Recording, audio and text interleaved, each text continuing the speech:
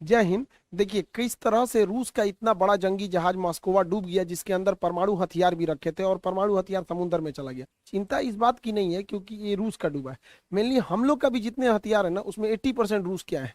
हमारे जो तेग तरकस त्रिकन श्रेणी के जितने भी तलवार क्लास के जो पानी वाले जहाज बनाए गए हैं, जो डिस्ट्रॉयर बनाए गए, वो रूस से आए हैं। तो रूस क्यों नहीं बचा पाया इससे, और क्या कारण है कि भारत रूस से 48 MI-17 हेलीकॉप्टर की डील को रद्द कर दिया। देखिए रूस की जो जहाज था मॉस्कोवा, ये काफी पुराना था, लेकिन ये काला सागर का एकदम दबदबा था। लेकिन इसे एक मामूली मिसाइल से मार के गिरा दिया गया क्योंकि इसे सेचुरेट कर दिया गया। इसके ऊपर S-300 मिसाइल डिफेंस सिस्टम लगा हुआ था। अब कोई भी मिसाइल डिफेंस की दो खराबी होती है। पहला कि वो एक लिमिटेड नंबर के मिसाइलों को ही मार सकता है। जैसे S-300 को ऐसा माना जाता है कि एक साथ ये 20 मिसाइलों को टैकल कर सकता है, 20 से 30 मिसाइलों को टैकल कर सकता है। अब इसे सेचुरेट करने का पहला तरीका ये होता है कि इसके ऊपर एक ही बार 50 ठो मार दीजिए, तो 20 ठो को तो ये काउंटर कर देगा, 20 से 30 को, बाकी कोई ना कोई तो जाके इस पे हिट करेगा। तो एक नंबर से इसे सेचुरेट कर देते हैं। नहीं तो एक टाइमिंग भी होता है, कितने टाइम में मार सकता है, एक ही टाइम पे मार दे खूब ज्यादा यहाँ पे। तो मेनली यहाँ पे खेल नंबर्स का होता है।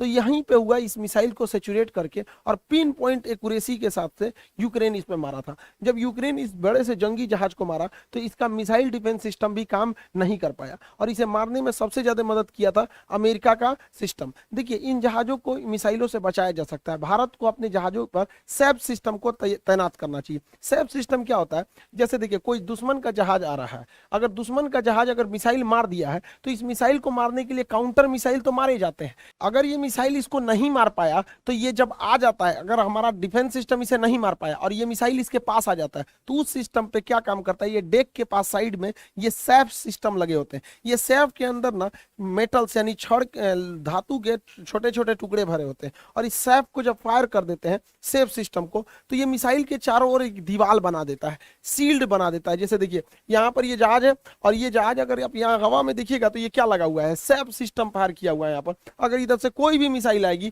तो इसमें हवा में छोटे छोटे मेटल के टुकड़े तैर रहे हैं, यहीं पे मिसाइल को ब्लास्ट कर देगी और ये जहाज पूरी तरह से सेफ हो जाएगा।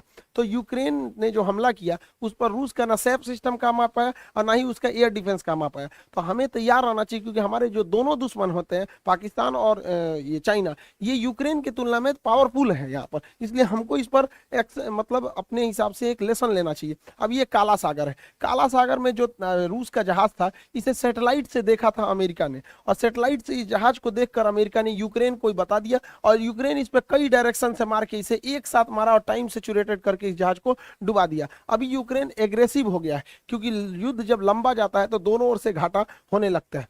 अब इसमें यूक्रेन की मदद अमेरिका कर रहा है, साथ में इलॉन मस्क की कंपनी जो स्टारलिंक है, उसने भी वहां की सेना को और आम लोगों को डाटा प्रोवाइड कर दिया है अपने स्टारलिंक सेटेलाइट से। स्टारलिंक सेटेलाइट अंतरिक्ष में रहता है, ये डायरेक्ट मोबाइल से कनेक्ट नहीं हो सकता है।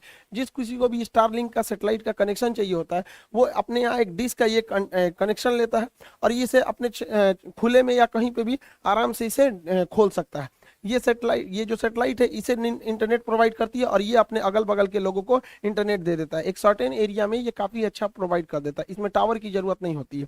तो ये एलॉन मस्क की कंपनी ने यूक्रेन के सेना को, वहां के लोगों को कम्युनिकेशन में मदद कर दिया, जिससे कि वहां के लोग यूट्यूब या सोशल मीडिया से अपने चीजों को पहुंचा सके, और साथ में वर्ल्ड की सिंपैथी भी गेन कर सके। और यही अगर देखेंगे रूस के साथ, तो उसका यूट्यूब लेके A to Z चीजों को काट दिया गया। इसलिए रूस ने धमकी भी दिया है कि वो अपने एंटी सैटेलाइट मिसाइल से इन स्टारलिंक के सैटेलाइटों को मार गिराएगा। रूस का सबसे खतरनाक एंटी जो सैटेलाइट मिसाइल है वो A235 PL9 नूडोल मिसाइल है। यह नूडोल मिसाइल किसी भी सैटेलाइट को मारने के लिए एकदम सटीक पिन पॉइंट एक्यूरेसी से मार के गिरा देता है। हालांकि अब तक एक भी मार के गिराया नहीं है, लेकिन इसके पास ये क्षमता है, सैटेलाइट में मार के गिरा सकता है। भारत के पास भी ये क्षमता है, अंतरिक्ष की लड़ाई को लड़ सकता है। तो हमें हमेशा तैयार रहना चाहिए। अभी देखिएगा यूक्रेन जो है एकदम छोटा सा था, अमेरिका और यूरोप के अन्य देश बड़ा चालबाजी से ये काम किए कि रूस जैसे देश से लड़ने के लिए यूक्रेन को डिफेंसिव हथियार दे दिए। हथियारों की दो कैटेगरी होती है, एक ऑफेंसिव जो हमला करने के लिए होता है, जो रूस के पास भरपूर है,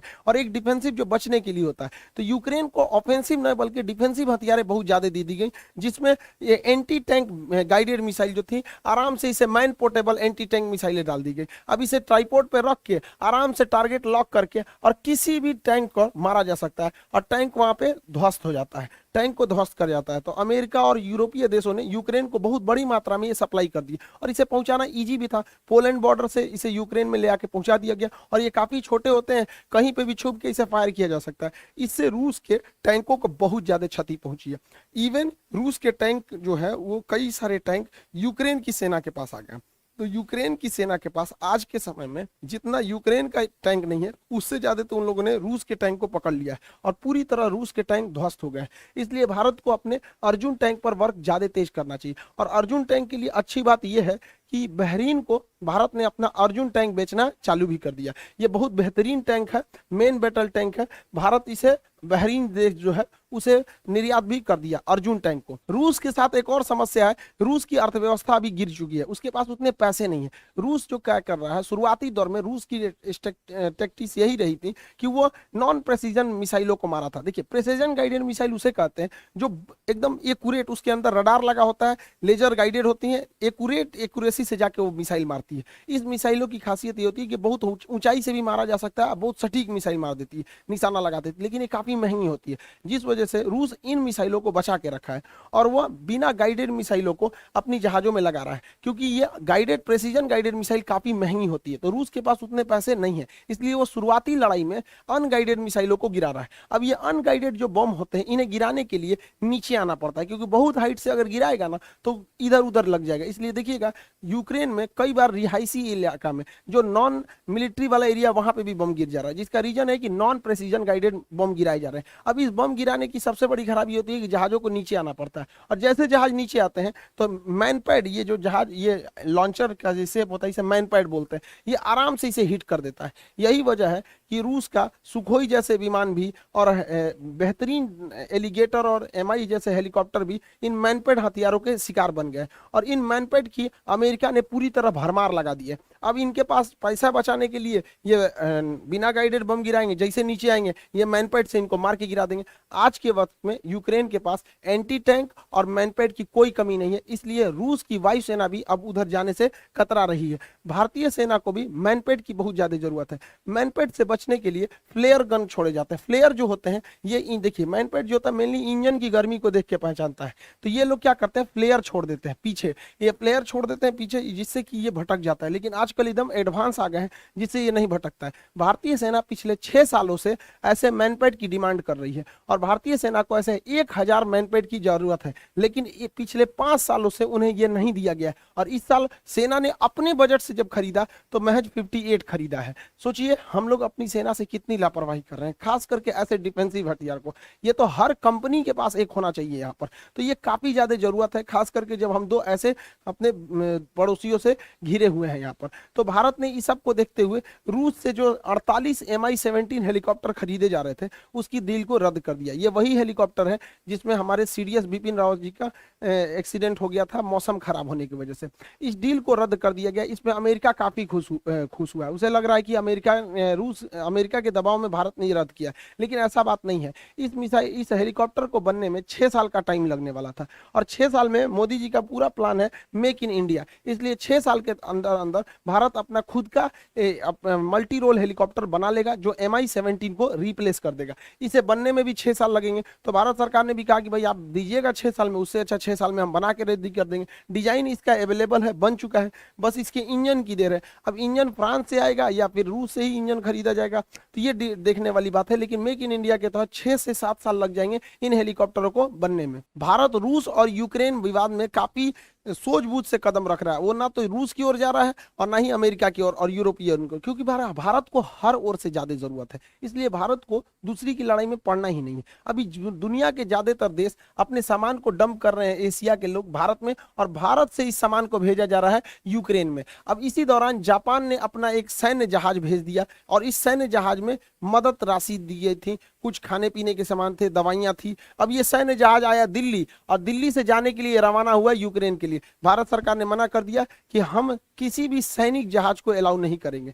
अब इस सैनिक जहाज भले था लेकिन इसके अंदर मानवीय मदद की चीजें रखी गई थी। अब जापान इस पर गुस्सा हो गया कि भारत ऐसा क्यों कर रहा है। भारत का स्पष्ट कहना था कि बहुत सारे लोग जो आम नागरिक हैं अलग अलग देशों के, वो कहां पहुंच जा रहे हैं, यूक्रेन पहुंच जा रहे हैं। तो क्या पता इसमें कोई जापानी जाके यूक्रेन चला जाए और वो यूक्रेन चला जाए और रूस से हमला कर दे, तो कल को रूस कहेगा कि यूक्रेन में यह आदमी जो आया है वो भारत होके आया, तो हम ऐसे बवाल में नहीं पड़ेंगे। आपको सामान पहुंचाना है नॉर्मल जहाज से पहुंचाइए, मिलिट्री जहाज से नहीं पहुंचा सकते। भारत दोनों ओर बैलेंस करके चल रहा है। अभी भारत में ये जो ब्रिटेन के प्रधानमंत्री ये आए हैं, जॉनसन बेबी, ये खरगोश बोरिस जॉनसन, वही जॉनसन बेबी वही है इसको, ये कुछ ज्यादा ही होशियार बन रहे हैं। ये भारत पर दबाव बना रहे हैं कि भारत यूक्रेन पर क्यों नहीं कुछ बोल रहा है, यूक्रेन को क्यों मरता छोड़ रहा है यहाँ पर। तो इस पर एस जयशंकर ने बहुत बढ़िया भिगा के तमाचा दिया है इन लोग को। एस जयशंकर ने कहा है कि यूरोपीय देश तथा अमेरिकी देशों को बहुत अच्छे से चिंता है यूक्रेन की, लेकिन ये लोग कुछ नहीं बोलते हैं जब इन लोगों ने अफगानिस्तान को मरता हुआ छोड़ दिया था। याद कीजिए, अफगानिस्तान से लोग जहाजों से गिर गिर के भाग रहे थे। क्या अफगानिस्तान से भी खराब हालत हो गई है यूक्रेन की?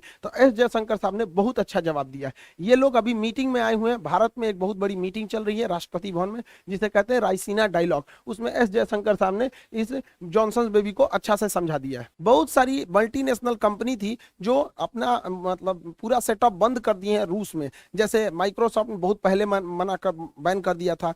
जितनी भी मोबाइल निर्माता कंपनी थी उन लोगों ने बंद कर दिया था। अभी क्या है कि रूस के अंदर जो डेली यूज की चीजें हैं उसकी भी शॉर्टेज देखी जा रही है। जो डेली यूज की मसालों की, खाने पीने की चीजों की, कॉफी की, इन सब चीजों की काफी कमी देखी जा रही है। अब इन कमियों को दूर करने के लिए भारत आगे आ रहा है और भारत के व्यापारियों को भी सोचना चाहिए कि हर काम में सरकार आगे नहीं बढ़ेगी, आप अपना आगे बढ़िए, क्योंकि आजकल वैश्वीकरण का दौर चल रहा है। एक व्यापारी दूसरे जगह आराम से कांटेक्ट कर सकता है। तो उन लोगों को भी जो इंटरनेशनल मार्केट में लगे हैं उन्हें जल्दी से जल्दी मार्केट को वहां शिफ्ट करना चाहिए। ये बहुत बेहतरीन मौका है, इन्हें नहीं गंवाना चाहिए। याद कीजिए, जब चाइना कोरोना फैला था तो चाइना पूरी दुनिया में पीपी किट बांट रहा था, सोच रहा पहले वही फैलाया, उसके बाद खुद भी बांटने लगा। तो ये मौका है भारतीयों के लिए रूस को ये सब चीजें पहुंचाने के लिए, ताकि रूस की अर्थव्यवस्था भी बची जा सके, रूस के लोगों का मनोबल भी बचा जा सके और हमारा व्यापार भी बहुत अच्छे से चल सके। युद्ध काफी लंबा हो जाने से ये यूरोप के लोग जो पहले डर रहे थे रूस से, अब ये रूस से डरना छोड़ दिए हैं। इसमें सबसे तेज आगे कूद रहा है पोलैंड। ये पोलैंड भुला गया है कि द्वितीय विश्व युद्ध में जर्मनी सबसे पहले इन्हीं को थूरा था यहाँ पर, अभी इनको भी थूर देगा रूस तो शांत हो जाएंगे यहाँ पर। देखिए, यूक्रेन को अपने लिए लड़ाई लड़ता तो समझ में आता है, सजुरा अमेरिका के चढ़ाने पे लड़ाई लड़ गया है, अब पूरी देश की अर्थव्यवस्था की ऐसी तैसी करके रख दिया यहाँ पर। तो यहाँ पर पोलैंड कह रहा है, भारत पे दबाव बना रहा है कि G20 में रूस को बाहर कर दो। अब पोलैंड खुद G20 में नहीं आता है और भारत को कह रहा है कि आप G20 में रूस को बाहर कर दो। भारत ने स्पष्ट कर दिया है कि रूस और भारत की जो दोस्ती है ये लिमिटलेस है। आप अभी कुछ दिन पहले देखे होंगे कि चीन के विदेश मंत्री आए थे और हमारे विदेश मंत्री एस जयशंकर साहब से मिले और बोरिया बिस्तर बांध के चल गए। उन्होंने कहा कि मोदी जी से भी मिलना चाहते हैं, मोदी जी ने कहा कि हमारे पास टाइम नहीं है, अभी नहीं मिलेंगे। और उसी के 2 दिन बाद रूस के विदेश मंत्री आए, वो एस जयशंकर साहब से भी मिले और मोदी जी से भी मिले। मोदी जी भी भिगा के मारने में एकदम स्पेशलिस्ट हैं।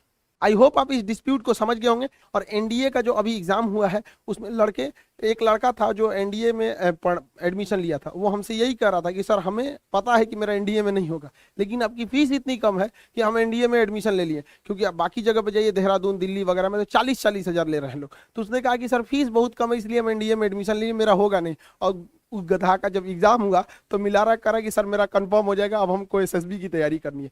तो देखिए, जो भी एग्जाम्स होते हैं खास करके एनडीए वगैरह जी एग्जाम, इसमें एक खास स्ट्रेटजी चाहिए। बहुत ज्यादा पढ़ने के लिए नहीं, फौज में जाना है, कुछ स्ट्रेटजी चाहिए यहाँ पर, तो उस स्ट्रेटजी से होता है। तो अभी जितने लड़के एनडीए के लिए सीरियस है, देखिए फीस कम होने की वजह से मजाक वाले लड़के नहीं आएंगे, जो सीरियस है, जिनको एकदम इस बार ले ही लेना है जॉब, वो लोग इसमें आएंगे। इस बार पूरी टीम रेडी है, ये पूरी टीम हम लोग की पूरी तरह से तैयार हो गई है। Prashant sir, Ravi sir, Priyanshu sir, आपकी कल्याणी मैम, सारे लोग एकदम पूरी तरह से इस बार एनडीए 2 को और बेहतर बनाना है यहाँ पे, ताकि बेहतरीन ढंग से रिजल्ट हो सके। प्रशांत सर मैथ के क्लास लेंगे यहाँ पर और प्रियांशु सर इंग्लिश के पूरे क्लास लेंगे। साइंस में रवि सर और हम दोनों क्लास लेंगे यहाँ पर। कल्याणी मैम करंट अफेयर लेंगे यहाँ पर।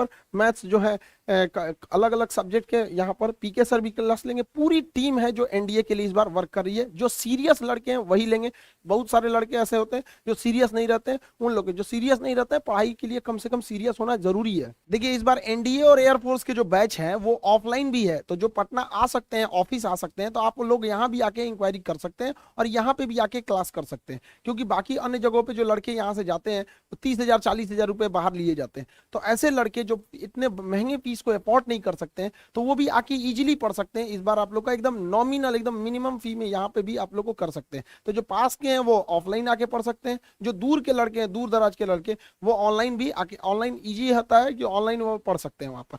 तो आप लोग को जो सुविधा है उसे लगे उस हिसाब से आप लोग को इसको बैच को इनरोल हो जाएगा। इस बार एनडीए में काफी अच्छा टाइम मिलेगा आपको, सितंबर के फर्स्ट वीक में, तो काफी अच्छा टाइम है। हम लोग का पूरा टारगेट है कि जुलाई लास्ट तक हम लोग जुलाई महीने में सिलेबस खत्म कर दे और पूरा अगस्त प्रैक्टिस सेट करें, ताकि प्रैक्टिस पर ही पूरा रिजल्ट होता है। इस बार भी जो रिजल्ट जिन लड़कों का हुआ वो प्रैक्टिस पर ही ज्यादा जोर दिए थे, तो आप इसको समझेंगे। और एयरफोर्स के रिजल्ट भी बहुत जल्दी अब ऐसा खबर आ रहा है कि आ जाने वाला है, तो एयरफोर्स का भी आपकी बैचेज आ गए हैं। एयरफोर्स, नेवी, कोस्ट गार्ड, इस सब के भी बैचेज आ गए हैं, उसके लिए भी आप लोग अब इनरोल हो सकते हैं। बिहार वाले लोग जो दरोगा का एग्जाम दिए हैं उन लोग के लिए अब फिजिकल के लिए बहुत आगे मेहनत करते रहिए, और सचिवालय वगैरह के भी बैचेज आते रहेंगे। आई होप आप इसे समझ गए होंगे। अब हम लोग नेक्स्ट वीडियो में देखेंगे कि पुतिन इतना शक्तिशाली कैसे हो गए और किस तरह से 15 देशों को मिलाकर यूएसएसआर बना, जो इतना बड़ा विशाल देश बना, और क्या कारण था 1991 में यूएसएसआर 15 देशों में टूट गया। इसको हम लोग नेक्स्ट वीडियो में समझा देंगे आपको। मिलेंगे नेक्स्ट क्लास में। जय हिंद।